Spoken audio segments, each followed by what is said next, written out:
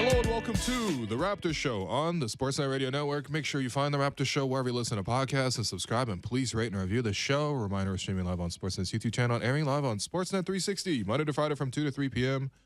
I'm your host, William Liu. I'm joined by producer and co-host Alex Wong, rarely in studio for Tuesday. You seem ecstatic. I feel like I've already seen you wear the sweater this week, so how you doing, man? I'm good, man. What's your hat today? No capping today? No, it got wet in the rain yesterday. So unfortunately I have so to it's retired? I only have one hat that I wear, so shouts to Hong Shing for that hat, but yeah. That's cool. Yeah. Yeah, great night of basketball. Great out of sports, period, last man. night. I was gonna say I've only watched I've turned on the television to watch hockey on purpose twice this season, and both times I've seen the clutchest team in the history of sports, the Toronto Maple Leafs, score twice in overtime. So I'm just expecting the next time I watch the Maple Leafs to see them come through once again. But great performance last night by the Leafs in overtime, at least, because that's all I saw. But is there a parade in my city? Can we say that yet or no? Yeah, we should go to Maple Leaf Square on Thursday, man, for Game 5. You want to hit that up? Okay, I mean, no, but okay. Try to make plans with you on near air. there, so you can go, I guess. No, it seems like it's like kind of like when the Raptors have the Jurassic Park now. I think you have to like sign up on an app, and it's like not a lot of people get allowed into the place now. So Okay, it's actually kind of exclusive. So wow. okay, so not hang out on Thursday. You know what? Honestly, like these games have been really fun. What I would like to do is maybe watch it with my dad. Oh yeah, you should actually do that. Shout out to your dad. But Huge Leafs fan. yeah, he was very happy about it, I'm sure. Yeah. Yeah. Great. There's not a lot of communication Great between opening segment. Asian sons and Asian fathers, so I can only assume that he's happy. Yeah, let's unpack Instead that. of man. asking. Let's unpack that. Why do we always feel bad when we spend money on our parents? Legit. Anyways, it was announced yesterday the Houston Rockets hired Ime Udoka as their new head coach. Per Woj, Rockets general manager Raphael Stone sold Ime Udoka on the franchise's young talent, salary cap space, and the chance at winning the draft lottery. And he reported that the two sides moved really quickly towards a partnership after their initial meeting, and that Udoka decided against pursuing the Toronto Raptors job and other potential openings in this hiring cycle. What was your reaction to the news? I was surprised. As we have mentioned many times in the show, I was very much expecting Nick to go to Houston. So yeah, this was a surprise. I know that it was officially reported that Ime had gone to see the Rockets, I believe, last week, I think on a Wednesday. And so this has moved fairly quickly if that was indeed the true timeline. Of course, you never know, backroom meetings, all that kind of stuff. Like this could have been done well in advance of the reporting coming out. But yeah, no, I am a bit surprised. I'm very curious as to see where Nick ends up going. I wasn't as sure that Ime was coming to Toronto. But at the same time, there was a lot of reporting and speculation on that front. We saw Woj immediately tweet out that last week, obviously, Nick was let go by the Raptors and that Ime would be the leading candidate. So, reporters typically don't jump out with information like that unless there was a real momentum or speculation built towards it. And of course, we've heard Ime linked to Toronto a few times. So, I think the Rockets, went in this direction. It is kind of funny hearing about sort of like selling them on the young talent and selling them on salary cap space. That one that's a new one for me. It's like we have money to spend. We don't know who that is. That's Tillman Fertitta's motto, man. But I have money. Until I need a loan from the NBA. Yeah. Well, until I need to put all my restaurants at the bubble. Has he paid back those loans yet? But no, it is just quite the pitch, and I'm sure that the Houston nightlife could also factor in on this one. So yeah. Oh God. Yeah. So no, very surprised, like you were, and that takes what was I think considered like the favorite for the Raptors job based on all the reporting off the board. And Chris Haynes did report yesterday as well that the Raptors retained assistant coach Adrian Griffin after parting ways with Nick, and Adrian Griffin is expected to receive an interview for the vacant position. So add Adrian Griffin to the list. No, I mean, I think the Raptors have had a history of like promoting people from like within. Obviously, we saw that with Nick taking over for Dwayne. And do you want them to promote from within this time? Do you care? I think okay. So the thing with promoting from within, I feel like it's just it doesn't feel like it's never a headline, right? It's like, well, if you thought that there was an issue with the coaching staff this past year, why didn't you do something about it, right? And I think that probably would be a question asked to any sort of internal candidate that the Raptors would look to speak with. You know, and look, Griff is clearly like on the cusp of getting a head coaching job because he's had a lot of interviews elsewhere as well. So I think the Houston Rockets also interviewed him, by the way, right? Yeah, it was reported that he was on the list. Yeah. Yeah, right. So it wouldn't be a surprise if he were interviewed by the Raptors. I mean, it's hard to say just because we've only seen him as a head coaching capacity in one or two games here or there when Nick was missing. Like we saw that happen this past season. I think the Raptors beat the Pistons in a game. You know, Griff managed that game. It's hard to tell because I think just because of that, like you don't have that much head coaching experience. But at the same time, like, yeah, you know, sure, why not interview him? We'll see. We'll see how it goes. You're really not that passionate about this coaching search right now. When they promoted Nick after, you know, letting go of Dwayne, like it wasn't like a celebration at any point. You know what I mean? Like it did feel like a letdown when it was kind announced. of just like, oh, yeah. All right, so what are we doing here? Mm-hmm. The thing with coaching is that like you really just never really know until you interview them, go through these processes. And of course, you know, you can judge coaches on, you know, have they developed a guy, or, you know, you could judge coaches on like what their philosophy looks like, or you can judge them most importantly on their wins and losses. But you really won't know until you actually go through these interview processes. So I do think that the Raptors will, you know, go through probably a month here to sort of like really meet with people. And, you know, they're fairly thorough. And I mean, I trust them to hire the next coach. I do trust in management. I don't think it was like Ime or nothing. But at the same time, I do think that, you know, maybe if this whole situation was resolved a little bit sooner, perhaps the Raptors could have jumped in to this mix as well. But ultimately, you know, that ship has sailed. Yeah, Masai did say at his presser last week that he'd like a head coach in place by the draft in June. So, like you mentioned, the process. I hope it's before the draft in June. Yeah. Like, so the process I don't want might this take to drag out for 2 months. No, like you mentioned, I think it's going to take the next month then. Yeah. As they go through the candidates, I think too, like deciding whether to, you know, hire from within. You know, I think that's something that they have to weigh too, right? Like, do you value the familiarity, which I think they value too when they hire Nick in the first place, versus like just getting a fresh start, right? Just getting a fresh start from someone outside the organization. And it's interesting too, the Nick Nurse component of it. So, you know, he got let go, still got 1 year left on his contract. Yeah, I'd be curious whether he like maybe like, you know, some coaches take a year off. Sure. Wait for a job opening, right? Yeah. Maybe some suggestions for Nick. Maybe he could do TV for a year. Be a Stan Van Gundy. You know, I actually wouldn't mind that because I feel like he'd just do a whole bunch of interviews as part of just being in media. And I think in that process, we might find out more details about sort of what happened in Toronto. Sure. Not to say that like what happens in Toronto is this like huge national storyline. Yeah, but you want to hear him speak his side of it too. Yeah, right? yeah. And for example, if he were immediately hired to become like the head coach of the Houston Rockets, for example, he'd probably be asked a couple of questions when he comes to Toronto, or he'd be asked a couple of questions in the process of sort of like the media cycle of introducing a new coach. But it wouldn't really be anything that detailed. Like obviously, all the focus would be like, what's your plan to turn the Houston Rockets into something competitive, right? So, yeah, if you were to go to the media route, which, by the way, I think Nick is quite good at doing when he's interested in doing that. Excited to hear about BBL stories. And, I mean, you know how it's going to go. You know what? You're right. Yeah. But, I mean, like, there could be other job openings that pop up, right? Like, I think people have sort of speculated that, like, look, obviously, Milwaukee's down 3-1 right now. Do they change Mike Budenholzer out of that position? Yeah. Right? It would be another scenario where, you know, you have a championship-winning head coach let go within 5 years of them winning the championship. Or you have Doc Rivers, you know, in Philadelphia, his job has always sort of been speculated upon.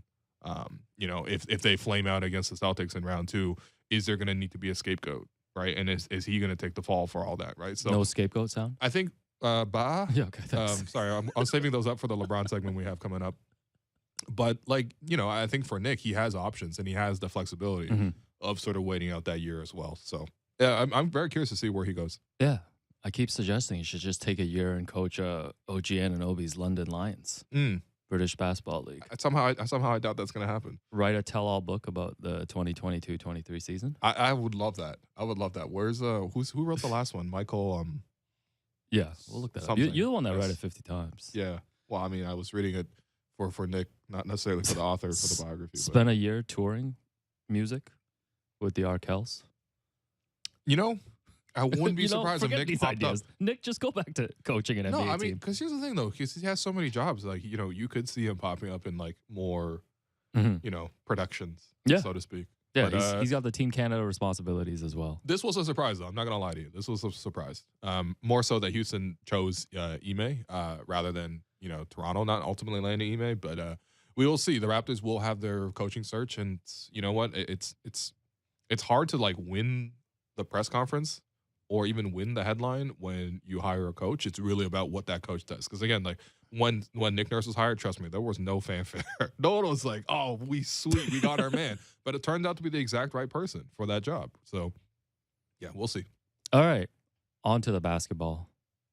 Jimmy Butler scored 56 points. Bro.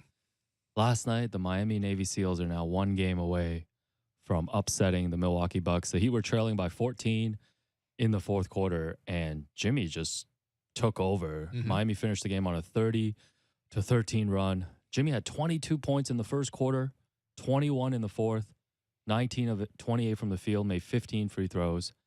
And the only players who have scored more than him in a playoff game was Michael Jordan, 63. Michael Jordan over me? Elgin Baylor over me, 61 in 1962. And Donovan Mitchell, who had 57 in the bubble. Jimmy Butler's 56 joins Jordan, Wilt Chamberlain, and Charles Barkley. I mean, he was just making every type of shot at the end. And I know even yesterday I was like, man, Giannis is going to come back and they're going to restore some order in this series. And Giannis, you know, even though I felt like he was grimacing, laboring the whole game, did have a triple-double, 26 points, 10 rebounds, 13 assists. Brook Lopez had 36 points. But sometimes it's just as simple as, you know, best player on the floor. And best player on the floor was Jimmy Butler. Yeah, no, that was such an awesome performance. Can't believe the Navy SEALs are doing this, man. Well, yeah. I'm still not giving them credit, by the way. Yeah, I mean, you know, man. like I said yesterday, you know, take Miami with the points. No, that wasn't looking so good in the fourth quarter. Starting Kevin Love. They got Haywood Highsmith coming off the bench. It doesn't matter, though. But it should matter. They can't keep getting away with this. Here's the thing. I'm still not giving them any when credit. It comes to something like that's the really cool thing about basketball. It's not fully a team sport like it is, but also at any moment it could be chosen to be made into like a largely individual sport. You know what I mean? And I think that's clearly what happened here with Jimmy. I think, you know, as you mentioned, as for the part of the 56 points, it's when he scored it that also mattered, because the Bucks came out great in that game. Giannis came out. Yes, he was, you know, after every stoppage and play, he was holding his back and he had the massage gun and everything like that. But he was playing well. The Bucks were playing well, and I thought there was a real chance they're going to steamroll and take a huge lead and sort of pin the Heat right away. But Jimmy Butler scoring 22 points in the first quarter. A lot of those were very difficult shots as well. Even threes and stuff like that. He's just scored from all areas of the court. But he saved them in the first quarter. The Bucks still had a lead for a lot of it as well, and they kept making their pushes. But eventually, in the fourth quarter, when the Bucks started to slow down, and I really don't know what Chris Middleton and Drew Holiday were doing some of those crunch time possessions, but then Jimmy Butler took the opportunity and then sort of saved them again. He prevented them from losing in the first, and then he won it for them in the fourth. It was just such a takeover performance. It's one of those things where it's like you get into these playoff series, and who is not afraid of the moment? Who is not afraid of, you know, taking over? And yes, if you miss those shots, the blame is going to be on you. The focus is going to be on you. Jimmy Butler is absolutely one of those guys that shows zero fear whatsoever. It's not a thing. It's not. Yo, I have so much respect for him, man. Like, we've seen this over and over and over again. And I think for a large part of his career, you know, he wasn't really able to play with, like, capable teammates. And then now it doesn't even matter so much of who his teammates are. Like, this guy will drag Duncan Robinson into the NBA Finals and win 2 games. You know what I mean? Like, he's that level of just sheer dominance, like no fear whatsoever, top 5 playoff player in the league. all respect to him. And I think for him too, what's really cool is when you saw these like historical lists, right?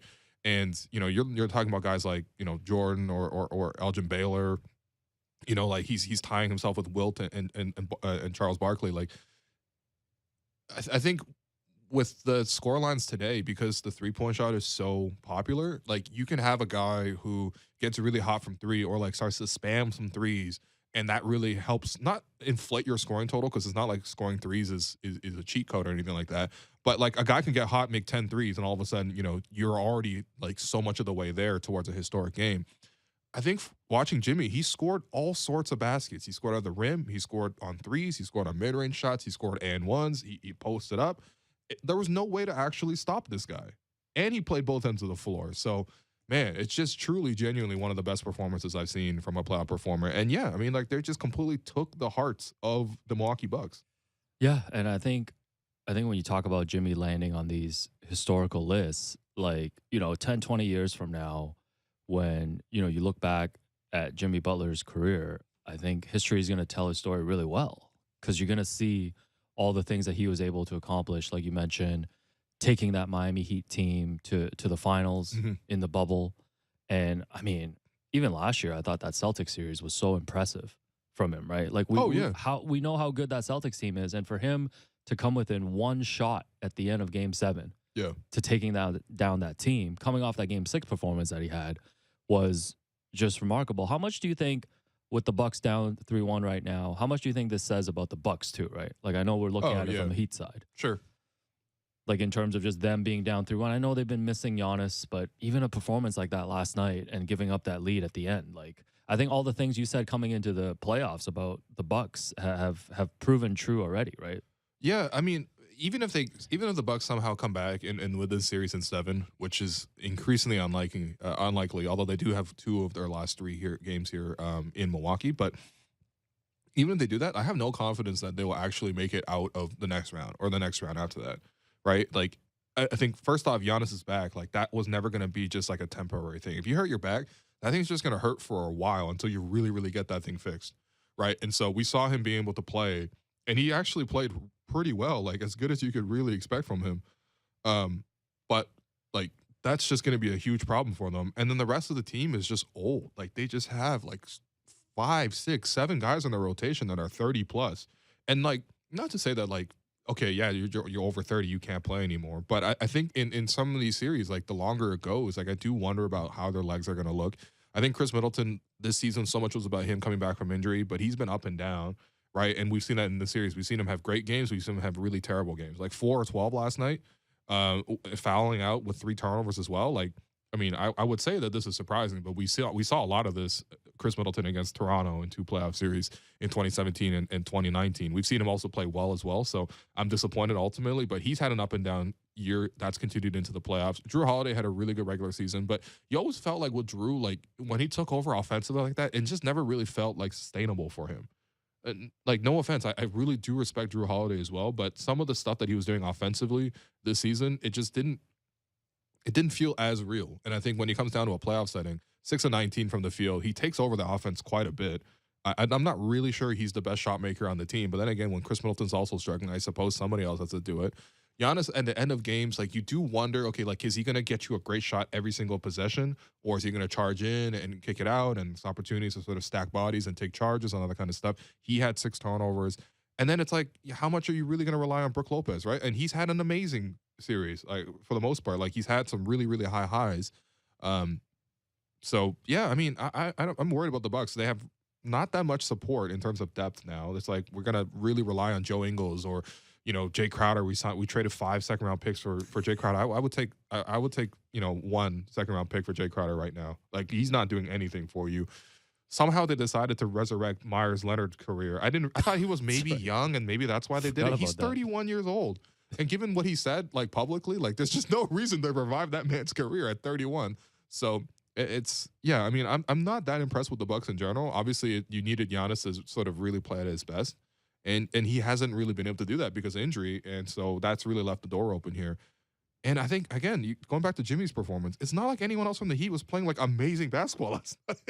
No, their like, second he doesn't have any like support around Their second him. highest score was Bam with 15. Yeah, and No, with he Bam, single- it's like an unimpressive 15 Yeah, too. we don't even need to talk about the rest of the team. Like Jimmy just single-handedly carried them. Yeah. Like that was really one of the greatest playoff performances, like individually of all time. Aside from Jimmy, 3 guys scored over 10 points. You have 15 from Bam, 10 from Gabe Vincent, and 12 from Cody Martin or Caleb Martin, who's been really great in the series, by the way. I do like it's really one guy. I do like the mini Duncan Robinson resurgence that's happening. Yeah, He sure. had 3 3-pointers yesterday.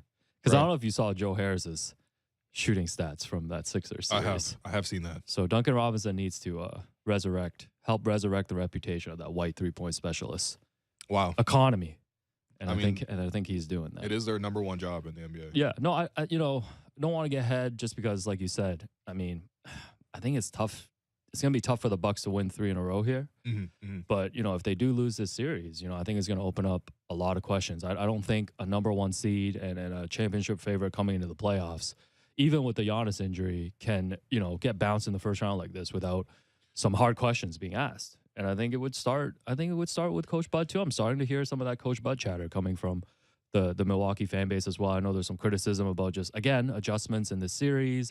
Why were they doubling Jimmy? Why wasn't a timeout called yesterday during that run? Sure, yeah. In the fourth quarter, and you add that to the fact that the roster is aging.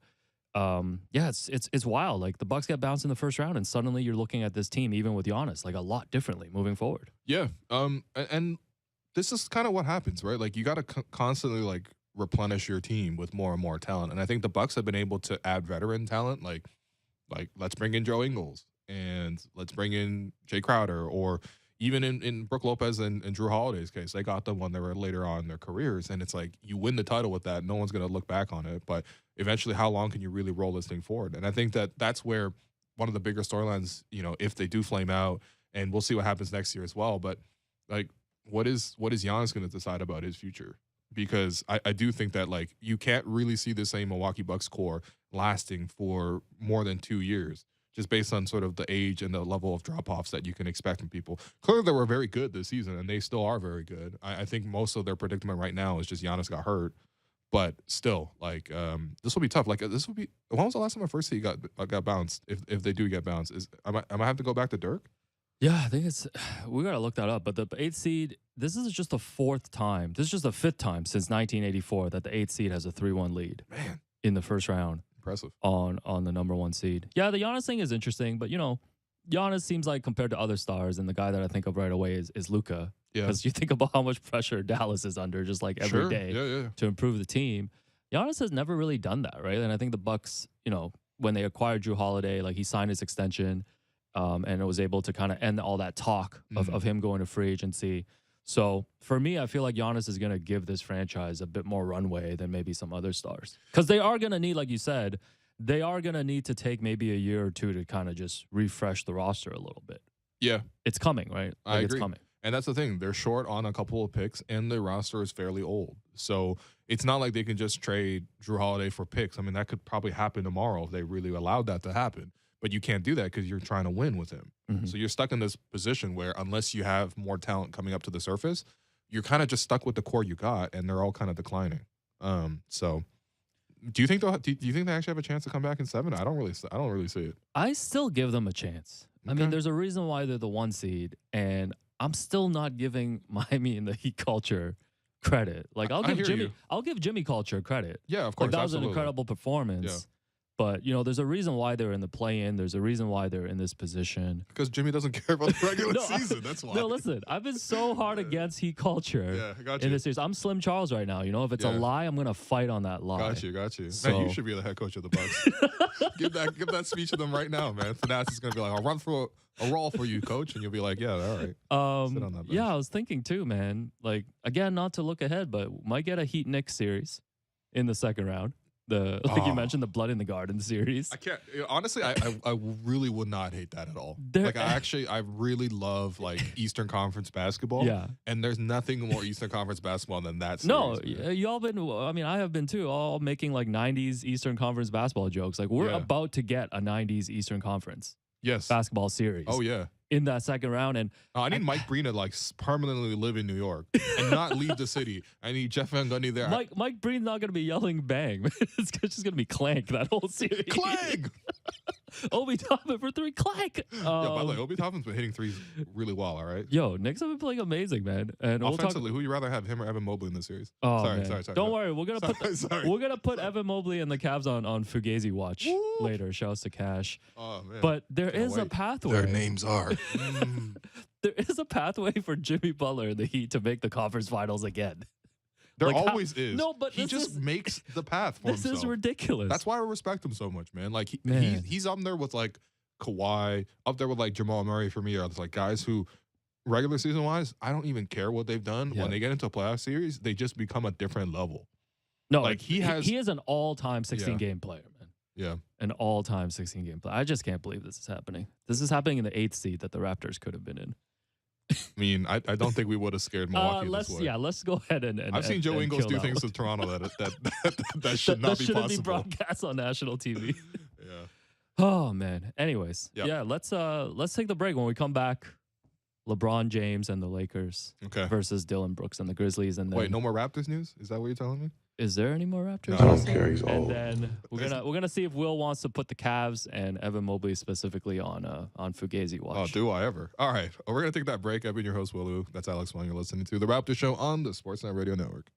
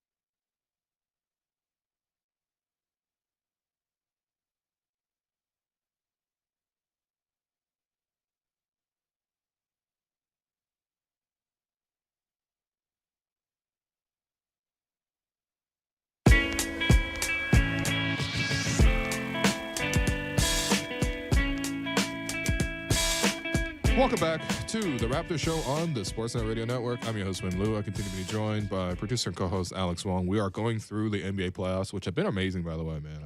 I got to say, Adam Silver, salute to you. All right, you've really done nothing but allow this excellent basketball to take place. Who is watching this basketball and the first person they want to salute is Adam Silver, man? It's me, man. Wait till you see Scott Foster's assignments for these games 5, 6, and 7. His farewell tour right now is it's excellent. I just got to say. Oh my God. Some news and notes. So De'Aaron Fox fractured the tip of his left index finger in Game 4 over the weekend, and he's gonna try to play with a protective cover on that finger for He's Game a lefty 5. too, by the way. Yep, this was on his shooting hand. Yeah, So he's listed as doubtful for Game 5 tomorrow.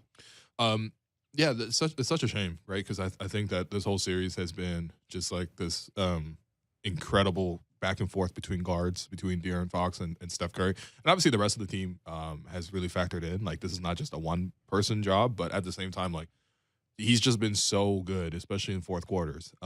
So it's a real shame to see this. At the same time, I am wondering, like, how are all these players suffering all these injuries? And I'm pretty sure they're all going to ultimately play. Like, what kind of, like, medical treatment are they getting? Like, Ja Morant, like, we fully saw him, like, fall on his hands so hard, and now he's playing again, and now he's doing really well as well. Like, yeah, he's doing backflips every time he goes in for a layup. That's what I'm saying. Like, what are they doing to his hand? What did Giannis get for his back yesterday? And what will De'Aaron Fox get for his hand? Like, I'm just the only person you can medical trust. Advancements are incredible. The only person you can trust to fight against medical advancement is Kawhi.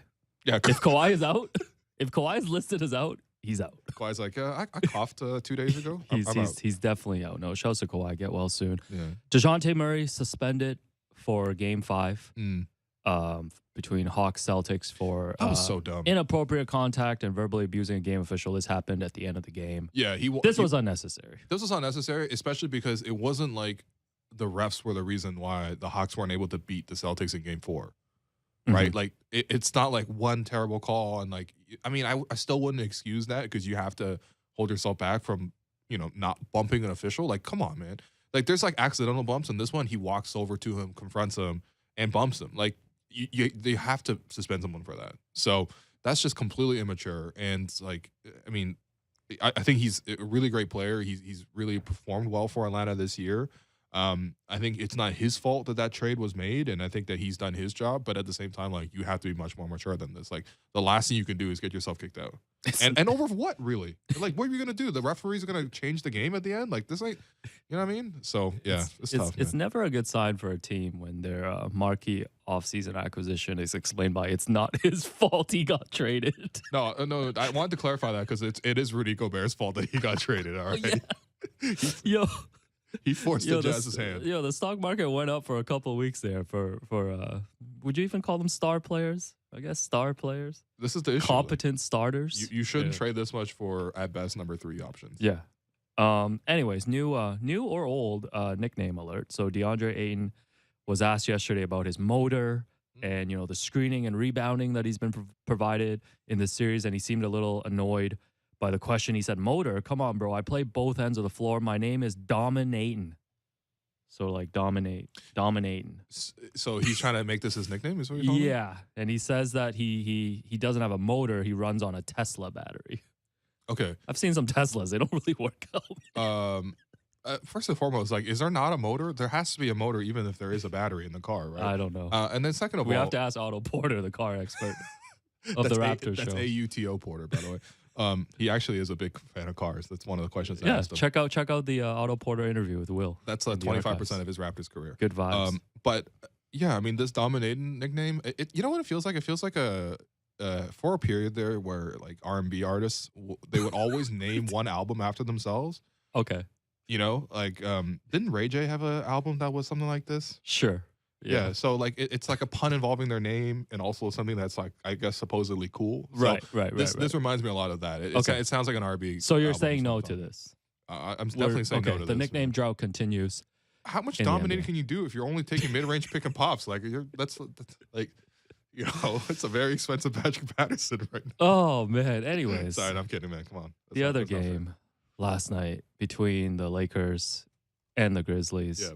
LeBron James, 22 points, 20 rebounds, 7 assists, Scored his first points in the fourth quarter at the end of the game, a game-tying layup over Defensive Player of the Year, Jaren Jackson Jr., and then in overtime, put the game away with a basket on our guy, Dylan Brooks. The Grizzlies are also in trouble. The number 2 seed is down 3-1. Yeah, no, the Grizzlies are definitely down bad. And it's tough because I feel like they played really well, too, in terms of within their capacity, too.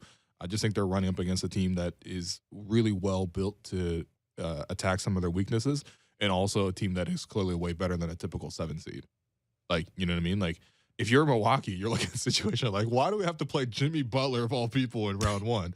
Like, I'm sure Memphis is like, why do we have to play LeBron James of all people in round 1?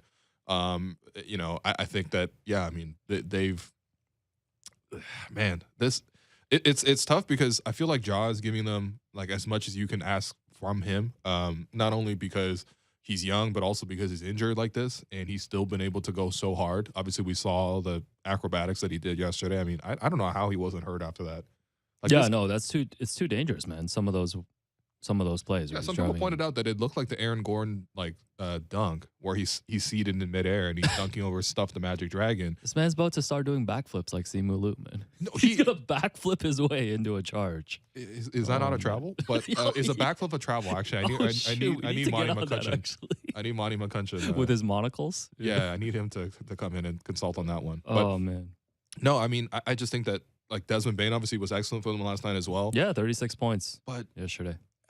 Even with all the interior shot blocking that they have, and obviously they're missing Steven Adams, but I think Xavier Tillman has actually done a really good job moving his feet and also being a force there as well. And obviously Jaren Jackson Jr. is the Defensive Player of the Year, and I think he deserved it. The fact that the Lakers can still get to the rim and score, it's like, man, like look at that game, for example, yesterday, right? They made that play at the end there.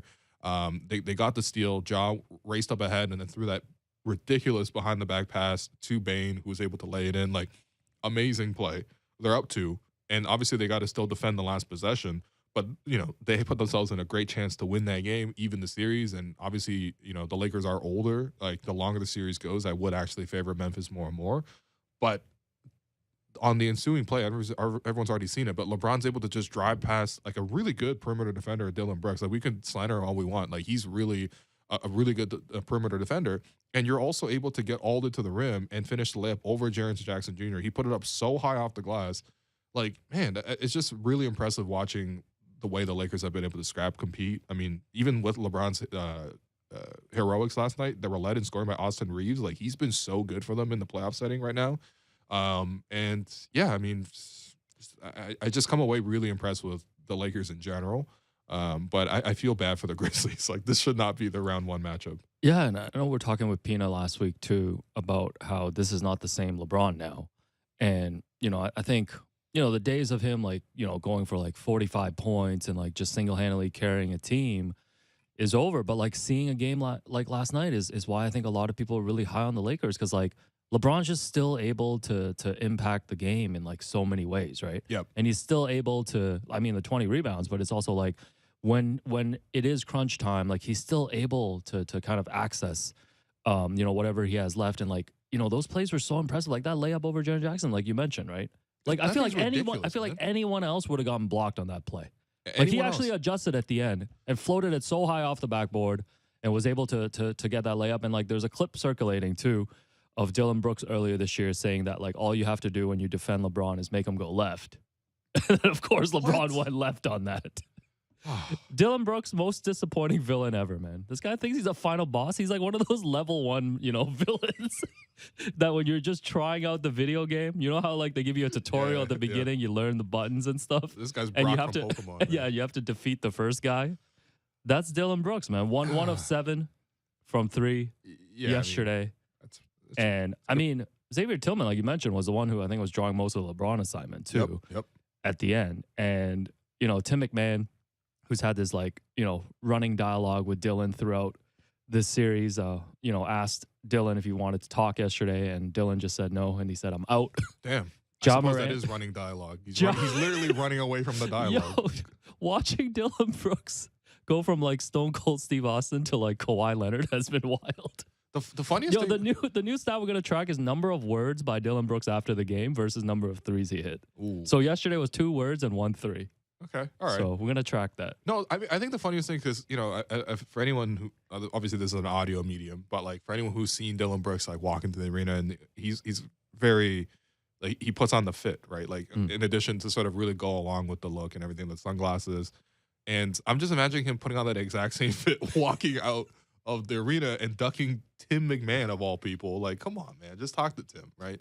But no, I mean, look, this isn't even anything that I would say it's like entirely on Dylan. Like, he's really brought the focus on himself.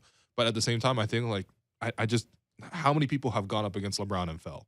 You know what I mean? And we're talking about a guy who's 20 years in now. Like, this guy's giving you 20 and 20 in year 20. Like, it's ridiculous looking at LeBron, man. And I think that, yeah, to your point about accessing that extra little burst at the end to sort of get it over the line, both obviously forcing overtime and also with the game clinching play in overtime.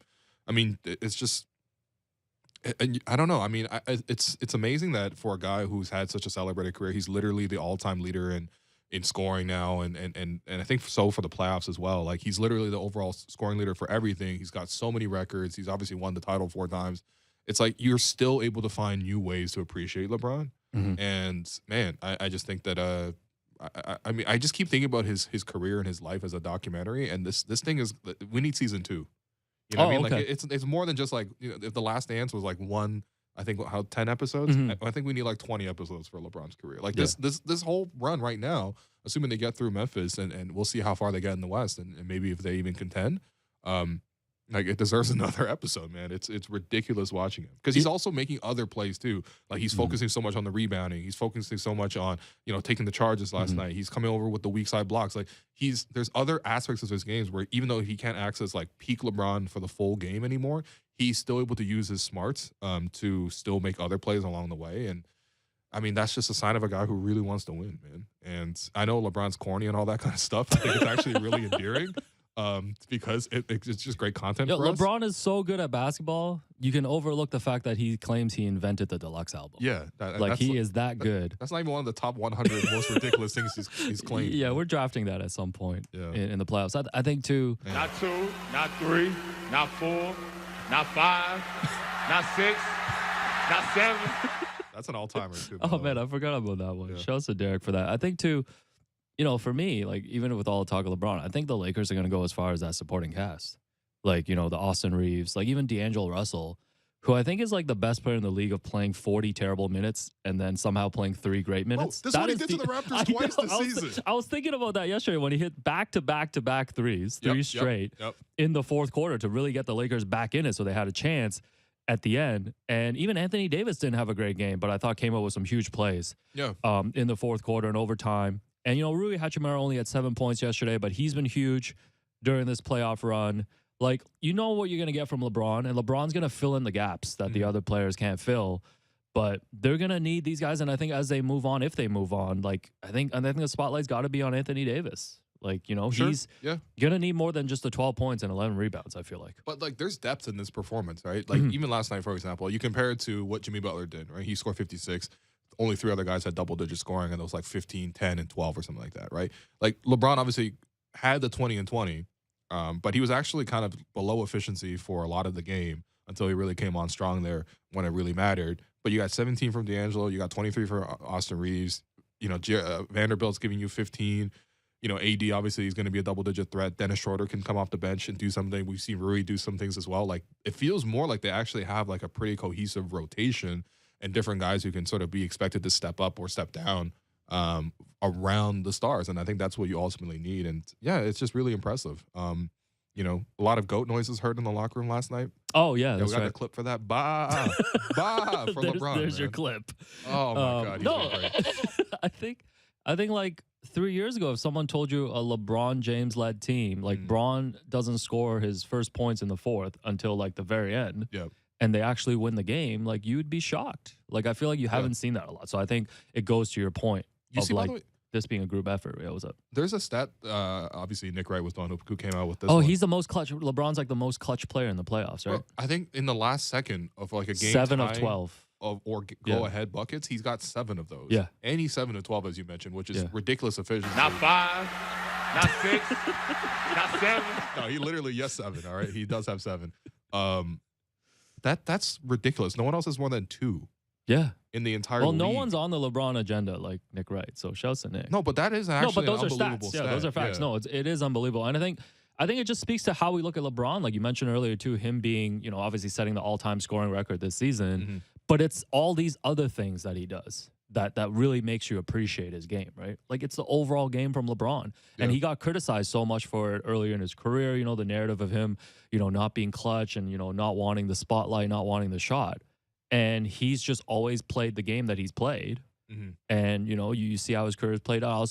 I was thinking, too, his family was in the stands yesterday. Bronny getting a lot of hype, all the talk couple of years, maybe, LeBron and his son's going to play in the NBA. You think Bronny's watching this playoff run and be like, damn, I'm going to hang out with my dad for the first 5 years of my NBA career? No, he's probably going to. Like, I that's what I'm saying. Like, I actually don't necessarily see. LeBron's like we got to leave for the arena now, man. Like, they got to go to Staples together. LeBron's going to retire when LeBron wants to retire at this point, right? Like, because he's still going to be an excellent player. And we even see in this playoffs, like, yes, he's not peak LeBron. He's not scoring 50 points in the finals, right? But a 38-year-old, he's finding other ways to contribute now. A 38-year-old doing this is like ridiculous. He's the same age as you. Every time I look at LeBron, I'm like, imagine that was Alex. Man. We're about to hoop tonight, for example. He's not putting up 20 and 20. What kind of clutch agenda segment is this right now, man? But shouts. Well, still not as bad as Chris Haynes is. Oh my God. He's like, Bron. Shouts to Chris Haynes. Shouts to Chris Haynes. On the Grizzlies too. One more thing. It's just talking about like Dylan Brooks with the trash talk in the series and like. We know John Moran had to be away from the team a little bit. And, he also skipped his media availability yesterday. Yeah. And I'm not saying it. Listen, man, like, I think these things. That's what I do. I talk. that's what he doesn't do. He doesn't talk right now. Like, man. These things individually aren't a big deal to me. But when you look at it in the aggregate, I think just. No, it's just funny, man. And I think there's just an immaturity to this Grizzlies team. Because, like, I know they're getting piled on right now because of all the talk. Ja being like, I'm fine in the West. All this stuff, and now they're down 3-1 as a 2 seed. Like, let's be clear, there's a lot of talent on this team, right? A lot of talent on this team. Yeah. But like at some point, there just needs to be just more maturity, like a growing up. So I wonder if they do get bounced in the first round, do they come back with maturity? Like I compare them a little bit to those like early OKC teams with like KD, Westbrook, and Harden. Now the talent was way better on those OKC teams, but I feel like in terms of trajectory, right? Like you're a young team trying to compete. And I think it's pretty eye-opening for them to go against a LeBron-led team, like a more veteran team, and come up short like this. And they came up short last season, too, after all that talk, right? Like, the only team they've beaten in the playoffs is the Minnesota Timberwolves. And I don't think you should be getting a participation trophy or a gold ribbon for that. Yeah, I mean, they wouldn't be the first young team to sort of, like, have to be humbled and have their hearts broken a couple of times. I just think it's the approach to it, right? But like I agree, yeah. It's like, what have you ultimately done, right? Like, obviously, you've been a really successful team in a regular season. You have up-and-coming talent. I like that they have personality and swagger. This is great. But I also think it's funny, though. It's like, everyone finds front-running funny, right? And that's what people's problems have been with the Grizzlies. It's like, okay, it's easy to talk when you're up, but when you're down, like, what do? And if you're ducking Tim McMahon after the game, like, I'm sorry, man, you can't poke LeBron and then duck Tim McMahon. Like, that's not it, man. No, I think it's just like. Shouts to Tim McMahon, by the way. No, shouts to Tim McMahon. I think it's the phrase too. Is like everybody got something to say until they get punched in the mouth, right? And like this is classic Grizzlies. So, anyways, just like the Bucks, they've got 2 out of the next 3 at home, but I don't think they're gonna win the 3 in a row. All right, before we go. The Knicks are up 3-1 in their first-round series against the Cavs. New York has not scored more than 102 points in any game in this series and somehow has won 3 out of 4 games. That's East Coast basketball, baby. Are we putting the Cleveland Cavaliers and Evan Mobley officially on Fugazi watch? You like it? Joe You think Cash. Cleveland's cool? I mean, I never heard anybody say I'm going to Cleveland on vacation. That is the Knicks legend, Joakim Noah. I'm just saying, man, the way the Knicks have played, the bully ball in this series, 90s ball, the offensive rebounding, second chance points, like Mitchell Robinson and Isaiah Hartenstein have outplayed Jared Allen and Evan Mobley. In this series. Absolutely. Like they had 17, the Knicks has 17 offensive rebounds in game 4, and we've seen this formula over and over again in this series. So look, I wouldn't be surprised to see like a young player struggle in the playoffs, right? Like it's not so often that you see like what Scottie did in game 1 against the Sixers, where he had like almost an 18-point triple-double. You know, that's like not the standard. And I think for regular rookies like Evan, in their first time in the postseason, like you might struggle. I think what's interesting is the context of sort of how those numbers come, right? Because clearly the Knicks strategy is we're going to double team Donovan Mitchell and really try to force other guys to beat us. Now, sometimes Darius Garland has really stepped up to that challenge and done it, but he really needs to be excellent to sort of really influence that decision, because a lot of the other guys haven't been consistent. And I feel like in the context of that, when you're really talking about like some of the other guys in their production, like how many of the other Cavs players can really be a threat from three right now? That's really been such a big issue. And how many of them are able to make plays, attack, and break down the defense? Like, yes, you can have your bigs, put back a dunk here or there, or, catch a lob here or there after someone else created that advantage. But who else is creating advantages? And right now, the New York Knicks have identified just one man that they want to really fix in on, and that's really made them really struggle. And obviously, they can extend their defense to do that to two guys as well. They can do the same thing to Garland in addition to what they're doing with Mitchell, because the rest of the Cavs aren't really a threat. But I think that's where the rest of the game has to come in, right? Like, the playoff basketball is so much more intense, and it's so different from the regular season, because there are other ways that you can really continuously impact the game. And we obviously, with the Raptors, we see it a lot with the way they're able to attack offensive rebounding.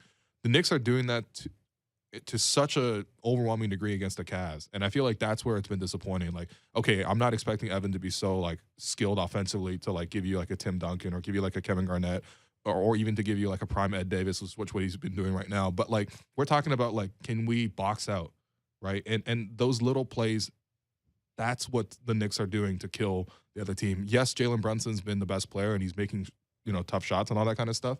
But what's really making the Knicks win is all the extra hustle plays that they make and the extra level of intensity they're able to play at, and how much they're able to play smart and tough as a team. And that's not to say that, like, I don't think Cleveland has any chance of sort of making this longer of a series. I always thought this thing was going to go 7. But at the same time, like, I've been so impressed with the Knicks. And to be honest, I've been very disappointed with the Cavs. So many guys are folding.